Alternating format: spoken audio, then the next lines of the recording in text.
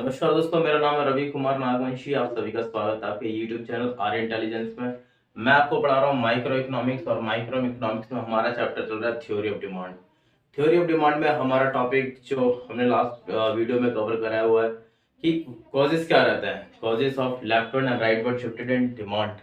Okay, तो आज हमारे पास ये लास्ट वीडियो है इस टॉपिक की, थ्योरी ऑफ डिमांड की चैप्टर की। तो इसमें हमारा एक लास्ट टॉपिक बचता है, why does a demand curve slope is negative, why does consumer demand more of a goods at a lower price. तो कहने का मतलब ये है कि क्वेश्चन आपसे ये पूछ रहा है कि जो हमारा डिमांड कर्व है, जो इस तरीके से जाता है, ये डाउनवर्ड की तरफ जा रहा है, मतलब नेगेटिव डिमिनिशिंग। ठीक है, तो ये नेगेटिव क्यों होता है, इसका स्लोप नेगेटिव डाउनवर्ड की तरफ क्यों होता है, तो उसका रीजन पूछ रहे हैं यहाँ पर। तो इस तरह से क्वेश्चन आपसे पूछा जाता है, इंपॉर्टेंट क्वेश्चन है। ठीक है दोस्तों, तो इसके हम रीजन देखेंगे ऐसा क्यों होता है, इसके रीजंस देखेंगे कि ऐसा क्यों होता है। तो पहले क्वेश्चन है, why does a demand curve slope is negative, why does a consumer, दूसरी तरीके से पूछ सकता है, why does a consumer demand more of a goods at a lower price. तो डिमांड कर्व क्यों नेगेटिव होता है, क्यों उसका स्लोप नेगेटिव होता है? सबसे पहला रीजन है law of diminishing marginal utility. जब आप कोई गुड्स कंज्यूम करते हैं, मान लीजिए आपने कोई रोटी परचेज की, आपने वो कंज्यूम की, आपको भूख लग रही थी, काफी भूख लग रही थी, तो यूटिलिटी का मतलब है कि आपको वो कंज्यूम करके कितनी सेटिस्फैक्शन मिली। ठीक है, तो कितनी सेटिस्फैक्शन आपको उस क्या कहता है रोटी से मिली। रोटी का प्राइस मान लेते हैं कि 5 रुपए की रोटी है, आप 1 यूनिट कंज्यूम करते हैं, 1 यूनिट कंज्यूम करने के बाद उससे आपको यूटिलिटी मिलती है 50। जैसे ही आप रोटी का नेक्स्ट रोटी दूसरी रोटी खाएंगे, तो प्राइस तो सेम ही रहेगा दूसरी यूनिट पे, लेकिन आपकी सेटिस्फैक्शन है थोड़ी सी कम हो जाएगी, क्योंकि आपको पहले भूख लग रही थी, अब आपको जो भूख लग रही है वो कम लगेगी, क्योंकि आप ऑलरेडी एक रोटी खा चुके हैं। उसी तरीके से हर एक एडिशनल यूनिट पे आपको कुछ ना कुछ यूटिलिटी मिलेगी, और ये यूटिलिटी क्या होगी, डिक्रीजिंग होती हुई चली जाएगी।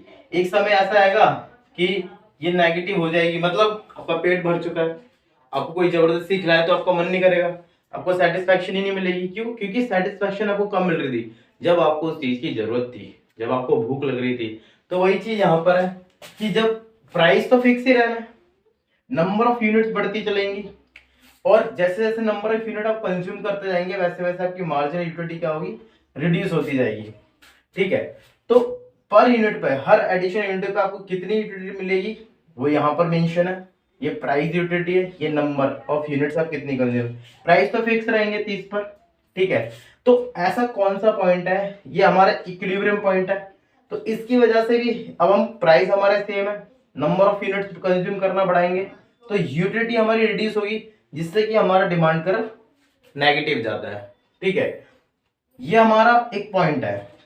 कौन सा पॉइंट? ये वाला तीसरी यूनिट पे जो है, यहां पर क्या है, इस पॉइंट पर हमारी जो मार्जिनल यूटिलिटी है और जो प्राइस है वो दोनों बराबर है। कि आपको लगता है कि आपने कोई चीज परचेज की और आपको उससे अगर सेटिस्फैक्शन होती है, तो आप कहते हैं कि मेरा पैसा पूरी तरीके से वसूल हो गया। जैसे आप कोई मूवी देखने गए, 200 रुपए की टिकट ली, आपने बोला कि हाँ पैसा वसूल था, तो मतलब आपको सेटिस्फैक्शन होगी, जितना पैसा आपने दिया उतनी यूटिलिटी आपको मिली, तो दोनों इक्विलिब्रियम पॉइंट हो गया।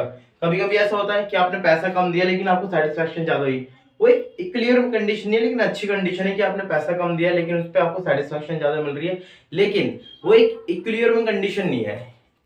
इक्विलिब्रियम कंडीशन कौन सी थी? यहाँ पे आपने इस केस में जो प्राइस आपने दिया है और जो आपको उससे सेटिस्फैक्शन मिल रही है, वो दोनों बराबर हो, प्राइस के बराबर हो। जैसे आपने मूवी देखी, आपने पैसा खर्च करा, आपने बोला पैसा वसूल था, मतलब आपके अंदर से खुद आया कि हाँ जितना पैसा दिया है पैसा वसूल मूवी है, बराबर है, बराबर की है बिल्कुल, और आपको सेटिस्फैक्शन जितना आपने पैसा दिया उसके बराबर आपको सेटिस्फैक्शन मिली। कभी कभी ऐसा होता है कि आप मूवी देख रहे हैं, आपका पैसा बर्बाद चला गया, आपने बोला बकवास मूवी थी। ठीक है, जहां पर आपकी सेटिस्फैक्शन लेवल बहुत कम है और प्राइस ज्यादा हो गया है, तो इस केस में भी हमारी तो प्राइस ड्यूटी हमारी ज्यादा हो जाती है। ये एक पॉइंट ऐसा जहां पर हमारे इक्विलिब्रियम पॉइंट है कि यहाँ पर कंज्यूमर सेटिस्फाई रहता है, तो यहाँ पर हमारा पैसा वसूल रहता है। एक ये पॉइंट आता है, इससे जस्ट इस पॉइंट से ऊपर MUX greater than PUX, this is PUX greater than MUX। Price यहाँ पर आपको ऐसा लगता है कि हमने ज्यादा पे करा है और सेटिस्फैक्शन हमें उस लेवल की नहीं मिली है। उसी तरीके से यहाँ पर आपको सेटिस्फैक्शन ज्यादा मिल रही है, प्राइस आपने कंपेयर अच्छी कंडीशन है, बट इक्विलिब्रियम पॉइंट हमारा ये है, ठीक है। तो एक पॉइंट हमारा ये हो गया। दूसरा था इनकम इफेक्ट। इनकम इफेक्ट क्या है, एक बार रीड करते हैं। Income effect refers to change in quantity demanded when real income of the buyers change as a result of change in price of a commodity। अब होता क्या है, मान लेते हैं आपके कहते हैं इनकम 1000 रुपए, ठीक है। मान लेते हैं आपकी इनकम 1000 रुपए, अब मंथली 1000 रुपए कमाते हैं, ठीक है। ये आपकी इनकम है 1000 रुपए। किसी प्राइस के गुड्स जो आप कंज्यूम करते हैं, जब आपकी 1000 रुपए इनकम है, 100 रुपए पर यूनिट, ठीक है, पर यूनिट 100 रुपए है। अगर प्राइस रिड्यूस होकर 70 रुपए हो जाता है तो आपकी परचेसिंग पावर बढ़ेगी। इनडायरेक्टली क्या है कि आपकी जो इनकम है वो तो 1000 ही है, बट आपकी परचेसिंग, पहले आप 100 रुपए की चीज 100 रुपए खर्च करते थे चीज को खरीदने के लिए, तो अब आप कितने करेंगे, 70 करेंगे। इनकम वही है, लेकिन कहीं ना कहीं आपका पैसा बच रहा है, तो कहीं ना कहीं वो 30 रुपए क्या है, इनडायरेक्टली आपकी इनकम को ग्रोथ दे रहे हो, ठीक है।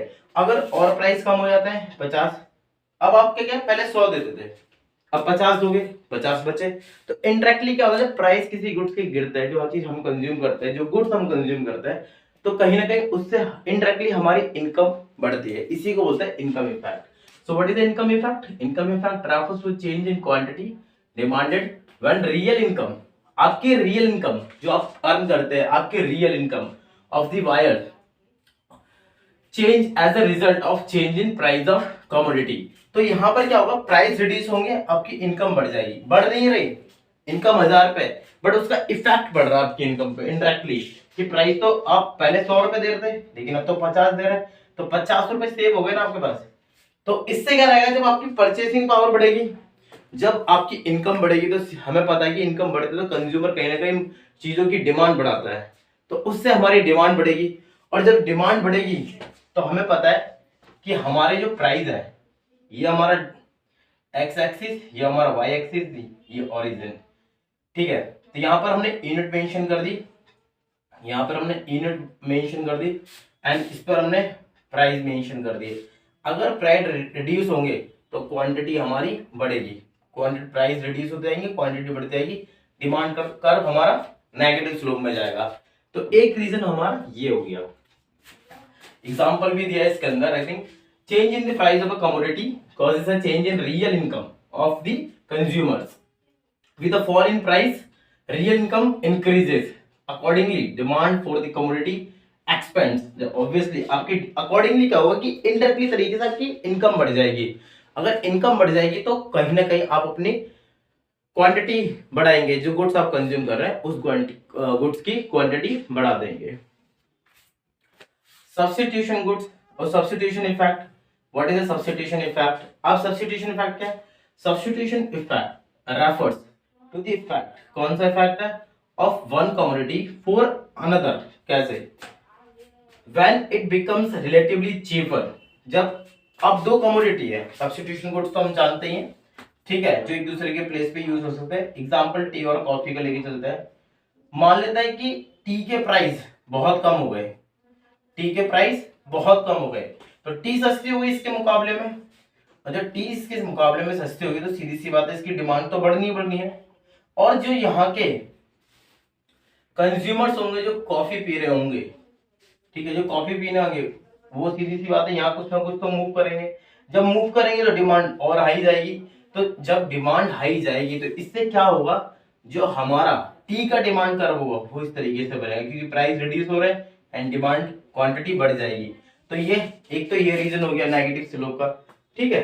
तो वंस अगेन एक बार दोबारा से, substitution effect refers to the effect of one commodity for another when it becomes relatively cheaper. When price of the commodity X falls, it becomes cheaper in relation to commodity Y. Accordingly, X is substituted for Y.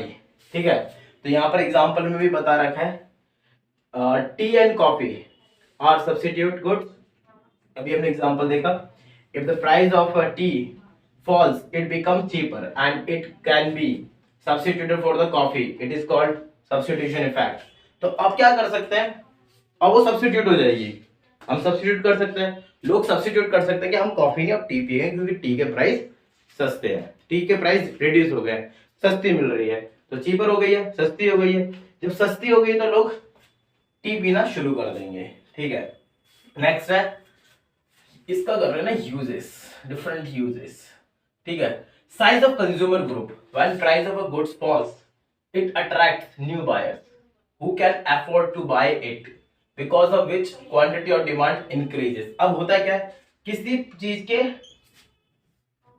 Price reduce हुए, ठीक है, किसी चीज के price reduce हुए, obviously demand तो बढ़नी है, बट जब प्राइस रिड्यूस होते हैं तो कहीं ना कहीं जब चीजें सस्ती मिलती है तो जो दूसरे खरीदार होते हैं, जो दूसरे खरीदार होते हैं, जो खरीदने वाले होते हैं, वो कहीं ना कहीं प्राइस को देखकर अट्रैक्ट हो जाते हैं कि चलो इस प्रोडक्ट को खरीदते हैं, क्योंकि प्रोडक्ट खरीद सकते हैं, जरूरत तो सबकी होती है कहीं ना कहीं, तो अट्रैक्ट होता है प्राइस के रिड्यूस होने से। ठीक है, जब प्राइस के अट्रैक्ट होते हैं तो क्या होता है, क्वांटिटी और डिमांड और ज्यादा बढ़ जाती है, तो उसकी वजह से हमारा डिमांड कर्व नेगेटिव स्लोप में चला जाता है। ठीक है, नेक्स्ट हमारा पॉइंट आता है डिफरेंट यूजेस। कुछ गुड्स ऐसे होते हैं जिनके डिफरेंट यूजेस होते हैं, कुछ गुड्स ऐसे होते हैं जिनके कई यूजेस होते हैं, जैसे मिल्क एग्जांपल पे, तो मिल्क के हम कई सारी यूजेस बना सकते हैं, जैसे हम उससे दही भी बना सकते हैं, पनीर भी बना सकते हैं, छाछ भी बना सकते हैं, घी भी बना सकते हैं, लस्सी भी बना सकते हैं, मट्ठा भी बना सकते हैं, और न जाने कितनी वैरायटी की चीजें बना सकते हैं, क्योंकि दही से ही क्या कहते हैं, दूध से मिठाइयाँ भी बनती है और काफी सारी चीजें बनती है। तो अगर किसी चीज के डिफरेंट यूजेस है तो सीधी सी बात है उसकी डिमांड भी उतनी होगी। अगर प्राइस रिड्यूस होंगे उसके तो सामने डिमांड भी उसकी बहुत ज्यादा हो जाएगी, क्यों, क्योंकि उसके यूजेस डिफरेंट है, उसके यूजर भी डिफरेंट हो जाएंगे। ठीक है, अब हलवाई है, प्राइस रिड्यूस हुए, उसके लिए तो कितना फायदा हो गया कि दूध के प्राइस रिड्यूस हो गए, चलो मिठाई बनाने में काम आएगी, था ये पनीर, मठा, रायता, हाँ ये सारी चीजें बनाने में। इवन घर वाले जो घरेलू लोग है, जो डोमेस्टिक पीपल है, इवन वो भी इन सारी चीजों को परचेज करे, तो इससे क्या होगा, क्वांटिटी और डिमांड बढ़ जाएगी। सीधी सी बात है, price reduce, a number of different uses, because of number of different uses of a good, the quantity demand would increase here. Okay, तो क्वांटिटी इंक्रीज कर जाएगी यहाँ पर और हमारा डिमांड कर्व इस तरीके से हो जाएगा। तो ये रीजंस थे यहाँ पर। ओके, एक रीजन और बचा है, एक बार ये देख लेते हैं। Many goods have alternative uses, for example like कई कई के बाद ऑल्टरनेटिव जो डिफरेंट यूजेस होते हैं कई के। ठीक है, milk can be use for making curd, cheese and butter, और भी काफी चीजें होती है। If the price of milk reduces, it will attract different users. तो different users को attract करेगी because of इसके different uses है। Even different users भी आप यहाँ पे लिख सकते हैं। ठीक है, accordingly demand for milk expands, और डिमांड क्या होगी, बढ़ जाएगी। एक आता सबसे इंपॉर्टेंट हमारा law of demand. Law of demand क्या कहता है, only price can be a variable here, only price can be a variable here. तो सिर्फ प्राइस यहाँ पर हमारा वेरिएबल हो सकता है, बाकी चीजें हमारी कांस्टेंट रहेंगी। ठीक है, अदर फैक्टर्स हमने लास्ट वीडियो में पढ़े थे, वो सारे के सारे कांस्टेंट हो जाएंगे। Only variable can be sorry price can be variable here. ठीक है, तो प्राइस हमारा सिर्फ वेरिएबल रहेगा यहाँ पर, बाकी अदर फैक्टर्स जितने भी होंगे वो सारे के सारे कांस्टेंट हो जाएंगे। तो इससे क्या रहेगा, आपको पता है कि प्राइस एंड डिमांड, प्राइस बढ़ते हैं, डिमांड घटती है, प्राइस घटते हैं, डिमांड बढ़ती है। So there is a negative relationship between price and demand. So just because of this negative relationship, obviously price reducing, demand increasing, and this is the your demand curve.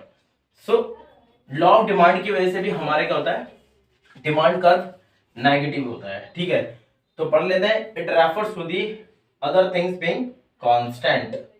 The demand for goods increases with decrease in price and vice versa.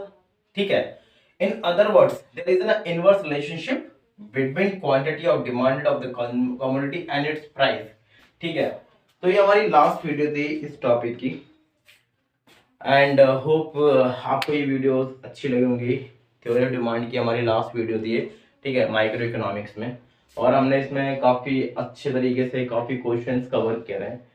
Hope आपको ये सारी चीज़ें बहुत अच्छे से समझ में आई होंगी, आप इन सारी चीज़ों पे बहुत अच्छे से फोकस करेंगे, अच्छे से पढ़ाई करेंगे एंड चीज़ों को अच्छे से समझेंगे।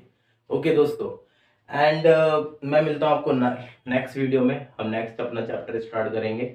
ठीक है, तो उसमें ऐसे ही पढ़ाई करेंगे, अच्छे चीज़ों को कवर करेंगे, नोट्स आपको प्रॉपर मिलेंगे। अगर आपको ये वीडियोस अच्छी लग रही है, कंटेंट अच्छा लग रहा है, आपको चीज़ें समझ में आ रही हैं, तो आप इस चैनल को सब्सक्राइब कर सकते हैं एंड अपने दोस्तों के साथ, अपने रिलेटिव्स के साथ शेयर कर सकते हैं इन वीडियोस को।